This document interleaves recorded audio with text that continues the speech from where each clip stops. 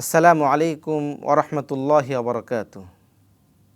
নাহমাদুহু ওয়া নুসাল্লি আলা রসুলিহিল করিম, আম্মা বা'দ।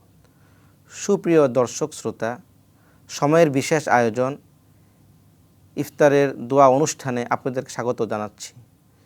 আজ 23শে রমজান। কিছুক্ষণ পরে এই 23শে রমজান শেষ হতে চলল। ইফতারের পূর্ব মুহূর্তে দোয়া কবুল হয়। তাই আসুন আমরা দোয়া সম্পর্কে কোরআন হাদিসের আলোকে কিছু আলোকপাত করি।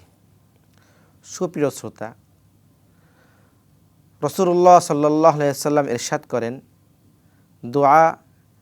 দোয়া সিলাহুল মুমিন, দোয়া একজন মুমিনের হাতিয়ার।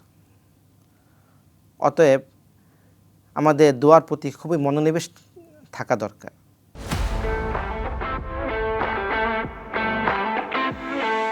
একজন মানুষ যেখানে যাক, সে যদি তার কাছে একটু অস্ত্র থাকে, অবলম্বন থাকে, তাহলে সে সাহসী বোধ করে। ঠিক তদ্রূপ একজন মুমিন যদি দোয়ায় অভ্যস্ত হয়, যেখানে সেখানে সব সময় আল্লাহর প্রতি মনোনিবেশ থাকতে পারে, যে কোনো চাওয়া সে আল্লাহর কাছে চায়, তাহলে কোনো সময় সে সাহস হারা হয় না, হিম্মত হারা হয় না। অতএব আমাদের দোয়ার প্রতি সব সময় মনোনিবেশ থাকা দরকার। অন্যত্র রাসূলুল্লাহ সাল্লাল্লাহু আলাইহি ওয়াসাল্লাম ইরশাদ করেন, আদ-দুআ মুখুল ইবাদা, দোয়া ইবাদতের মগজ। একটি বডির সব কিছু আছে, নাক, কান, গলা, মাথা সব কিছু আছে, কিন্তু মগজটি নেই, তাহলে ওই বডির কোনো দাম নেই। অতএব আমাদের ইবাদতে যদি সব কিছুই থাকে, নামাজ, রোজা, হজ, যাকাত, জিকির, আজকার, কিন্তু আমাদের মধ্যে যদি দোয়ার অভ্যাস না থাকে, তাহলে ওই মগজহীন বডির মতো হয়ে যাবে আমাদের ইবাদতগুলো। তাই একজন মুমিনের প্রতিটি মুহূর্তে দোয়ার প্রতি মনোনিবেশ থাকা দরকার। তাই আসুন আমরা আল্লাহ তাআলার মহান দরবারে দোয়ায় মনোযোগী হই। আল্লাহ তাআলা চাহেন তো আমাদের দুনিয়া আখিরাতের সমস্ত অভাবগুলো দূর করে দিবেন, এবার আমাদের সমস্যাগুলো আল্লাহ দূর করে দিবেন। তাই আসুন আমরা দোয়া করি।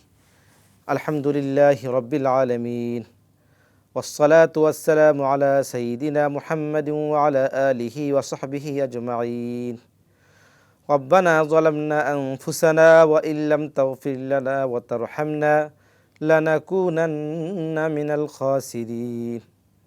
রব্বানা আতিনা ফিদ দুনিয়া হাসানাহ ওয়া ফিল আখিরাতি হাসানাহ ওয়া কিনা আযাবান নার।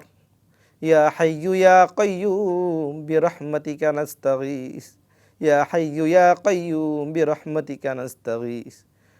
রব্বিরহামহুমা কামা রব্বায়ানি সগীরা, রব্বিরহামহুমা কামা রব্বায়ানি সগীরা। হে আল্লাহ, হে রহমান, হে রহিম, হে গফুরুর রহিম, হে আরহামুর রাহিমিন, হে চাঁদ, সূর্য, গ্রহ, নক্ষত্র, কুল কায়নাতের মালিক, আমরা তোমার শাহী দরবারে আজ এক বিশেষ মুহূর্তে, ইফতারের আগ মুহূর্তে, তোমার রসুল বলেছেন এই সময় দোয়া কবুল হয়। ইফতারকে সামনে রেখে তোমার দরবারে আমরা দুহাত তুলে দোয়া করছি, মাওলা দয়া করে মায়া করে আমাদের জিন্দেগির সমস্ত গুনাহ তুমি মাফ করে দাও।